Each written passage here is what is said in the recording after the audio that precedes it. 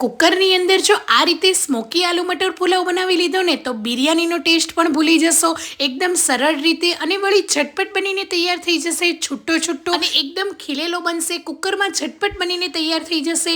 તમે પાપડ સાથે, રાયતા સાથે એન્જોય કરી શકો. આ પુલાવ હશે ને તો બીજું કંઈ જ નહીં જોઈએ.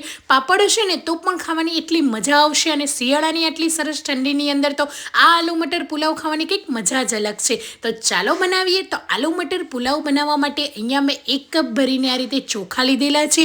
ચોખાને આપણે સરસ રીતે ધોઈ લઈશું. તમે કોઈ પણ પુલાવ રાઈસનો ઉપયોગ કરી શકો છો. નોર્મલ રાઈસથી પણ આ પુલાવને તમે બનાવી શકો છો. અહીંયા મેં 2 કપ જેટલું પાણી એડ કર્યું છે. હવે એને હળવા હાથે આપણે ધોઈ લેવાના છે. વધારે પડતા મુઠ્ઠી ભરીને નથી ધોવાના. જે ચોખાનો દાણો છે ને એ આખો રહેવો જોઈએ, તૂટવો ના જોઈએ. એટલે આ રીતે હળવા હાથે એને ધોઈ લઈશું. અહીંયા મેં 2 થી 3 પાણીથી ધોઈ દીધેલા છે. સરસ રીતે પાણી ક્લીન થાય ને ત્યાં સુધી આપણે ચોખાને ધોવાના છે. ચોખા સરસ ધોવાઈ ગયા છે. હવે એની અંદર 2 થી 2.5 કપ જેટલું પાણી એડ કરી લઈશું અને ઢાંકીને એને 10 થી 15 મિનિટ રેસ્ટ આપીશું. જો તમારી પાસે વધારે ટાઈમ હોય તો તમે અડધી થી 1 કલાક પણ રેસ્ટ આપી શકો છો. ચોખા સરસ રીતે ફૂલી જશે. તો અહીંયા 15 થી 20 મિનિટની અંદર ચોખા મસ્ત મજાના ફૂલી ગયા છે. તમે જોઈ શકો છો. અહીંયા મેં ઠંડુ નોર્મલ પાણી એડ કર્યું છે. ગરમ પાણીથી આપણે નથી પલાળવાના, એટલે ચોખા છે ને સરસ પલળી જશે. હવે એનું પાણીને આપણે કાઢી લઈશું અને કુકરની અંદર 2 ચમચી તેલને ગરમ કરી લઈશું. તેલની જગ્યાએ તમે ઘી, બટર કોઈ પણમાં આ પુલાવને બનાવી શકો. 1 મોટી ચમચી જેટલું આખું જીરું એડ કરી લઈશું. તેલ ગરમ થાય ને એટલે જીરું અને અહીંયા આપણે અડધી ચમચી જેટલી મેં હિંગ લીધેલી છે, હિંગને પણ એડ કરી દઈશું. હવે 1 તમાલપત્ર એડ કરી લઈશું અને અહીંયા મેં સૂકા મસાલા લીધેલા છે. બધા જ સૂકા મસાલા આપણે એડ કરી લેવાના છે. તો અહીંયા મેં 1 બાદિયા, 1 ઇલાયચી, 3 નંગ મરી, 1 નાનો તજનો ટુકડો અને 3 લવિંગ લીધેલા છે અને 2 સૂકા મરચાં. બધી જ વસ્તુ એડ કરીને લો ગેસની ફ્લેમ પર 1 થી 2 મિનિટ સાતળી લઈશું. કેમ કે સૂકા મસાલા છે ને એની ફ્લેવર, ખુશ્બુ સરસ આવશે એટલે તેલમાં સાતળી લઈશું. અને હવે આ રીતે કાજુના ફાડા લીધા છે. કાજુના ફાડા એડ કરવાથી પુલાવનો ટેસ્ટ સરસ આવશે, એટલે જરૂરથી એડ કરજો. કાજુ એડ કર્યા પછી અહીંયા મેં તીખા લીલા મરચાંને લાંબા લાંબા કટ કરી દીધેલા છે.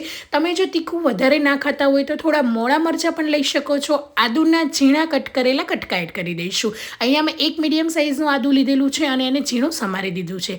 હવે સરસ રીતે બધી વસ્તુને મિક્સ કરી લઈશું. કાજુનો થોડો એવો કલર ચેન્જ થાય ને ત્યાં સુધી આપણે તેલની અંદર 1 થી 2 સેકન્ડ સાતળી લઈશું. મેં અહીંયા ગેસની ફ્લેમ લો જ રાખી છે અને તેલની અંદર કાજુને સાતળવાના છે. કાજુ થોડા એવા બ્રાઉન થવા લાગે ને એટલે અહીંયા આપણે 1 બાઉલ ભરીને ડુંગળી એડ કરી દઈશું. અહીંયા મેં 1.5 ડુંગળી લીધેલી છે.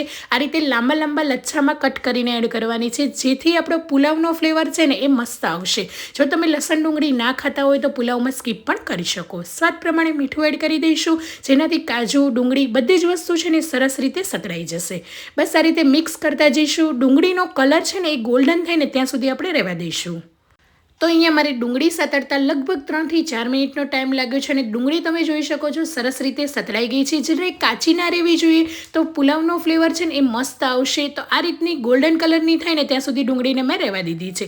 હવે આપણે વેજીટેબલની અંદર અહીંયા મેં બટેટા લીધા છે. તો આ રીતે મીડિયમ સાઇઝના બટેટા એડ કરી લઈશું. અહીંયા મેં 1 મોટું બટેટું લીધું છે અને આ રીતે મોટા મોટા કટકા કરીને એડ કરીશું અને 1 બાઉલ ભરીને વટાણા એડ કરીશું.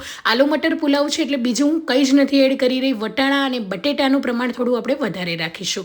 અડધી ચમચી જેટલો હળદર પાવડર એડ કરીશું. તીખાશ પ્રમાણે અહીંયા મેં અડધી ચમચી જેટલું મરચું લીધેલું છે. જો તમે તીખું ઓછું ખાતા હોય અને કલર માટે એડ કરવું હોય તો તમે કાશ્મીરી મરચું પણ એડ કરી શકો. બધી વસ્તુને લો ગેસની ફ્લેમ પર સરસ રીતે સાતળી લઈશું. હવે વટાણા અને બટેટા છે ને એને લો ગેસની ફ્લેમ પર લગભગ 2 થી 3 મિનિટ સાતળવાના છે. તેલની અંદર જે સતળાશે ને એટલે એનું ફ્લેવર અને એનો એકદમ અલગ જ ટેસ્ટ આવશે. તરત જ આપણે પાણી કે ચોખા નથી એડ કરવાના. આ રીતે બધા વેજીટેબલને લો ગેસની ફ્લેમ પર 2 થી 3 મિનિટ સરસ રીતે સાતળવાના છે. વચ્ચે વચ્ચે આપણે આ રીતે હલાવતા રહેવાનું છે. હવે જે આપણે નિતારેલા ચોખા હતા ને એને એડ કરી દઈશું. તો બધા જ ચોખા અહીંયા હું એડ કરી રહી છું અને હવે આપણે 1 કપ જેટલા ચોખા લીધેલા એટલે અહીંયા પાણી એડ કરવાનું છે. અને જો તમારી પાસે પુલાવ મસાલા, બિરયાની મસાલા કંઈ પણ હોય ને તો તમે એડ કરી શકો છો. એનાથી ફ્લેવર સરસ આવશે. તો રાઈસને આ રીતે થોડા એવા છૂટા છૂટા કરી લઈશું. હું વધારે પડતા નથી મિક્સ કરી રહી. અને અહીંયા મારી પાસે 1 ચમચી જેટલો પુલાવ મસાલા મેં એડ કરેલો છે. જો તમારી પાસે ના હોય તો તમે સ્કીપ કરી શકો છો. થોડો એવો અડધી ચમચી ગરમ મસાલા પણ એડ કરી શકો છો. એનાથી પણ ફ્લેવર સરસ આવશે. અને જો કંઈ જ ના હોય ને તો તજ બાદિયાનો પાવડર પણ તમે અડધી ચમચી એડ કરી શકો. અને હવે આપણે 2 કપ જેટલું પાણી એડ કરી લઈશું. તો અહીંયા હું વધારે પાણી નથી એડ કરી રહી, બસ 2 કપ જેટલું જ મેં અહીંયા પાણી એડ કર્યું છે. અને હળવા હાથે ચોખાને મિક્સ કરવાના છે. ઘણા લોકો એવું કરતા હોય છે, જ્યારે પુલાવ કે કંઈ પણ બિરયાની બનાવતા હોય ને ત્યારે તમે વધારે પડતા ચોખાને મેશ કરશો ને તો એ દાણો છે ને તૂટી જશે, ખીલેલા નહીં બને. એટલે એ વાતનું ખાસ ધ્યાન રાખીશું. બસ હળવા હાથે જ મિક્સ કરી લેવાના છે. કુકરનું ઢાંકણ બંધ કરી લઈશું અને બંધ કરીને 2 વિસલ જ કરવાની છે. અને પછી કુકરને એકદમ ઠંડુ થવા દેવાનું છે. તો અહીંયા કુકરનું ઢાંકણ મેં બંધ કરીને 2 વિસલ કરી લીધેલી છે. કુકર સરસ રીતે ઠંડુ થઈ ગયું છે. અને હવે આપણે ખોલીને ચેક કરી લઈએ તો એકદમ સરસ એવા ખીલેલા છૂટો આપણો આલુ મટર પુલાવ તૈયાર થઈ ગયો છે. હવે આ પુલાવને એમનેમ પણ આપણે ખાઈ શકીએ છીએ, પણ એક સ્મોક આપવા માટે અહીંયા મેં સ્મોકી ફ્લેવર હું બનાવી રહી છું. તો એક નાની વાટકીની અંદર તજના ટુકડાને મેં અહીંયા ગરમ કરી દીધેલો છે. એની ઉપર આપણે થોડું એવું ઘી સ્પ્રેડ કરી લઈશું, જેથી એકદમ સરસ એવો સ્મોક થઈ જશે. તો આ રીતે ઘી એડ કરીને તરત જ કુકરનું ઢાંકણ બંધ કરીને 5 મિનિટ સુધી આપણે એને રેસ્ટ આપીશું, જેનાથી પુલાવનો ટેસ્ટ છે ને એ 1000 ગણો વધી જશે. એટલો મસ્ત ટેસ્ટ આવશે ને કે તમે કોઈ એકદમ સરસ એવી ભઠ્ઠીમાં પુલાવ બનાવ્યો છે કે ચૂલા ઉપર બનાવ્યો હોય ને એવો ટેસ્ટ આવશે. તો બસ ઢાંકીને તરત જ હવે આપણે 5 મિનિટની અંદર ઓપન કરીને ચેક કરી લઈશું. તો ખીલેલો છૂટો પુલાવ તૈયાર છે. જરૂરથી એક વખત આ રીતે બનાવીને ટ્રાય કરજો, એટલો મસ્ત બનશે. તમે એનું રિઝલ્ટ જોઈ શકો છો, કેટલો ખીલેલો, કેટલા એક દાણા ભાતના બધા જ છૂટા થયા છે.